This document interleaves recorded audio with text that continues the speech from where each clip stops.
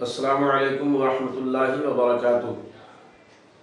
محترم ناظرین و سامعین، السلام علیکم ورحمۃ اللہ وبرکاتہ۔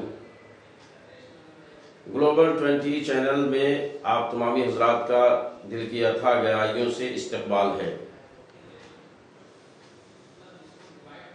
آج کی ویڈیو کلپ کا عنوان ہے غیر مسلم پڑوسیوں کے حقوق اسلام میں۔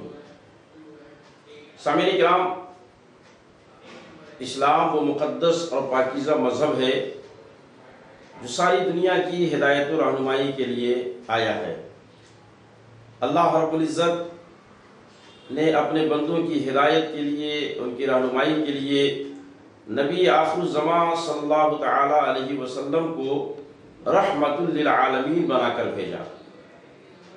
یہی وجہ ہے کہ اسلامی تعلیمات کو دیکھنے سے یہ بات خوب روشن ہو جاتی ہے کہ اس مذہب مقدس نے انسانیت کے احترام میں کسی طرح کوئی کمی نہیں رکھی۔ یہ وہ پاکیزہ اور مقدس مذہب ہے جس نے انسان تو انسان، ہمیں جانوروں کا بھی احترام سکھایا ہے۔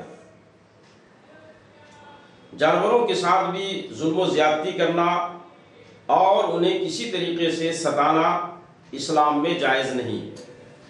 یہاں تک کہ نبی کریم صلی اللہ تعالی علیہ وسلم نے بنی اسرائیل کی ایک خاتون کا واقعہ بیان کرتے ہوئے ارشاد فرمایا کہ اللہ رب العزت نے بنی اسرائیل کی ایک بدکار عورت کو صرف اس وجہ سے جنت میں داخل فرما دیا کہ وہ ایک کتے کو پانی پلا کر کے اس کی پیاس دور کرتی ہے۔ اس عمل خیر کی وجہ سے اللہ رب العزت اس کی ساری خطاؤں کو معاف فرما دے گا اور اسے جنت میں داخل فرمائے گا۔ اس طریقے سے پیغمبر اسلام صلی اللہ تعالی علیہ وسلم نے ہمیں جانوروں کے ساتھ حسن سلوک کرنے کا حکم دیا۔ نبی کریم صلی اللہ تعالی علیہ وسلم نے انسانیت کی ہدایت اور رہنمائی کے لیے ایسی تعلیم دی کہ دنیا آج اسے دیکھ کر کے عش کر رہی ہے اور اس پر عمل کرنے میں اپنی نجات سمجھ رہی ہے۔ فی الحال اس مختصر سی ویڈیو کلپ میں مجھے آج غیر مسلم پڑوسیوں کے حقوق کے تعلق سے کچھ باتیں بیان کرنی ہیں۔ ایسا نہیں کہ مذہب اسلام صرف اور صرف مسلمانوں کی حمایت اور ان کی مدد، ان کے ساتھ اچھا سلوک اور ان کے ساتھ رواداری کی تعلیم دیتا ہو، بلکہ مذہب اسلام اپنوں کے ساتھ ساتھ انسانیت کے ناطے غیروں سے بھی حسن سلوک کی تعلیم دیتا ہے۔ اسی سلسلے کی ایک کڑی یہ بھی ہے کہ آقا کریم صلی اللہ تعالی علیہ وسلم نے ارشاد فرمایا الجیران ثلاثہ، پڑوسی تین قسم کے ہیں۔ ایک پڑوسی وہ ہے جس کے تین حقوق ہیں، دوسرا پڑوسی وہ ہے جس کے دو حقوق ہیں، اور تیسرا پڑوسی وہ ہے جس کا ایک حق ہے۔ وہ پڑوسی جس کے تین حقوق ہیں بیان کرتے ہوئے آقا کریم صلی اللہ تعالی علیہ وسلم نے ارشاد فرمایا کہ وہ رشتہ دار ہو، صاحب ایمان ہو اور پڑوس میں رہتا ہو۔ ایسے آدمی کے تین حقوق ہیں، ایک حق رشتہ داری کا، دوسرا حق مومن ہونے کا، اور تیسرا پڑوس میں رہنے کا۔ دوسرے پڑوسی کی تعریف کرتے ہوئے آقا صلی اللہ تعالی علیہ وسلم نے ارشاد فرمایا کہ جس کے دو حقوق ہیں وہ پڑوسی ہے جو مسلمان ہو اور پڑوسی ہو۔ تو ایک مومن ہونے کا حق اور دوسرا پڑوس میں رہنے کا حق۔ اور تیسرے پڑوسی کا حق بیان کرتے ہوئے حضور صلی اللہ تعالی علیہ وسلم نے ارشاد فرمایا کہ وہ پڑوسی ہے جو مومن نہ ہو اور رشتہ دار بھی نہ ہو، غیر مسلم ہو مگر وہ پڑوس میں رہتا ہو۔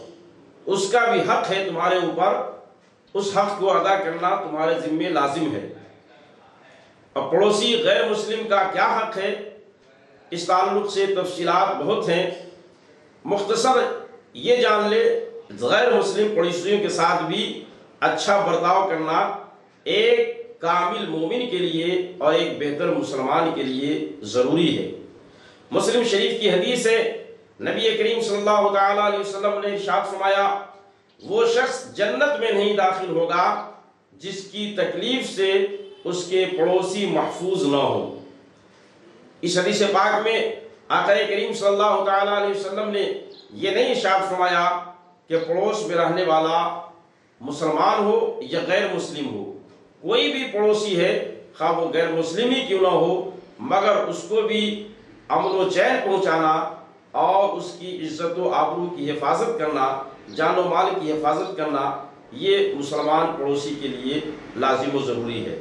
یہاں تک کہ اگر کوئی غیر مسلم پڑوسی ہے تو اس کا خیال رکھنا، خوشی کے موقع پر اسے مبارکباد دینا اور غم کے موقع پر اس کی تعزیت کرنا، یہ بھی شرعی نقطۂ نظر سے جائز ہے، اس میں بھی کوئی گناہ نہیں، بلکہ یہ اسلام کی تعلیمات میں سے ہے۔ جیسا کہ ترمذی شریف کی حدیث ہے، حضرت عبداللہ ابن عمرو ابن عاص رضی اللہ تعالی عنہ کے تعلق سے روایت مذکور ہے کہ ایک مرتبہ آپ کے گھر ایک بکری ذبح کی گئی۔ آپ جب گھر میں داخل ہوئے تو وہ لوگ جو بکری ذبح کرنے میں لگے ہوئے تھے اور جو گوشت بنا رہے تھے، ان سے آپ نے دریافت کیا کہ کیا ہمارے یہودی پڑوسی کو تم لوگوں نے بھیجا؟ یہ بات آپ نے 3 مرتبہ دریافت فرمائی۔ پھر اس کے بعد آپ نے ان کے ذہنی خلجان کو دور کرتے ہوئے ارشاد فرمایا کہ یہی عمل ہمارے آقا صلی اللہ تعالیٰ علیہ وسلم کا تھا کہ آپ جب بکری ذبح فرماتے تو اپنے پڑوسیوں کو بھی اس میں سے ہدیہ بھیجا کرتے، خواہ وہ کافر ہوتا یا یہودی ہوتا۔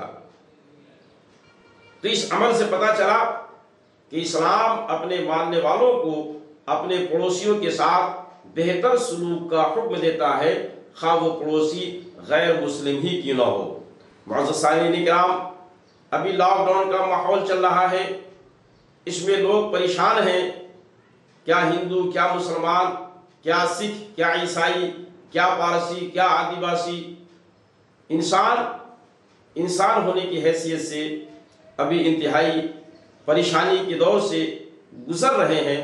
ایسے ماحول میں وہ مسلمان جو نہایتی فراخ دلی کے ساتھ غریبوں کی مدد کر رہے ہیں، ان سے گزارش ہے کہ آپ جہاں اپنے مسلمان بھائیوں کی مدد کر رہے ہیں، وہیں اپنے غیر مسلم پڑوسیوں کا اور برادران وطن کا بھی خیال رکھیں۔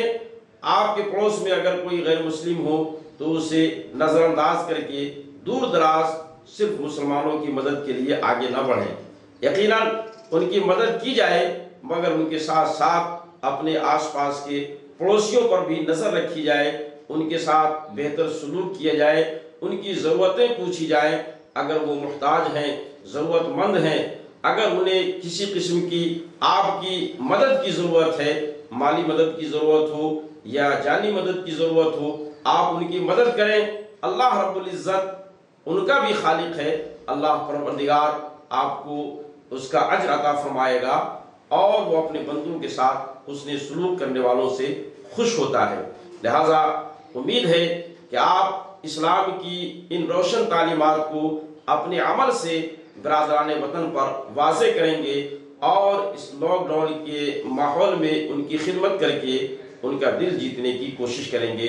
دعا ہے کہ اللہ رب العزت ہمیں اور آپ کو اسلامی تعلیمات کو پھیلانے کی توفیق عطا فرمائے۔ اور ہاں حاضرین کرام، جیسا کہ ابھی ہمارا ملک ہی نہیں بلکہ پوری دنیا کووڈ-19 سے متاثر ہے، اس کے پیش نظر گورنمنٹ نے ہمیں فزیکل ڈسٹینس بنائے رکھنے کا آدیش دیا ہے، ہمیں اس کی پالنا کرنی ہے۔ ساتھ ہی ساتھ ہمیں ہر اس کام سے بچنا ہے جو قانون کے مخالف ہے۔ ہمیں سرکشا کرمی کا دھیان رکھنا ہے، جو لوگ ہماری خدمت کر رہے ہیں، ملک کی خدمت کر رہے ہیں، ہمیں ان کا تعاون کرنا ہے اور قدم قدم پر ان کا ساتھ دینا ہے۔